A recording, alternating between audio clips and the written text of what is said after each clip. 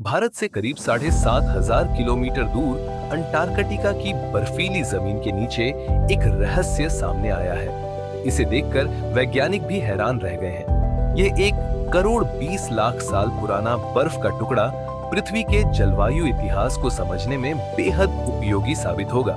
वैज्ञानिक इसे time machine कह रहे हैं। 4 साल की कड़ी मेहनत के बाद एक अंतर्राष्ट्रीय टीम ने 35 डिग्री सेल्सियस तापमान में 2.8 किलोमीटर गहरी बर्फ से इसे बाहर निकाला है।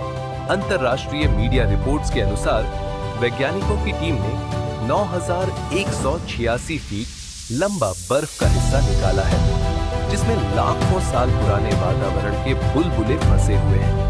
ये बुलबुले उस समय के पर्यावरण की सटीक जानकारी देते हैं। ये नमूना पृथ्वी पर जलवायु परिवर्तन को समझने के लिए अनमोल जानकारी प्रदान करेगा।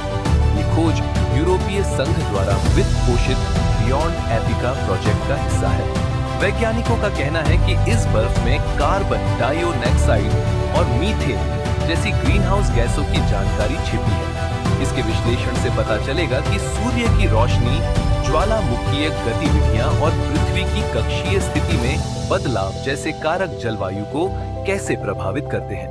इस रिसर्च से यह भी समझने में मदद मिलेगी कि पृथ्वी पर हिमयुग का स्वरूप अचानक कैसे बदल गया और इसका मानव प्रजातियों पर क्या प्रभाव पड़ा।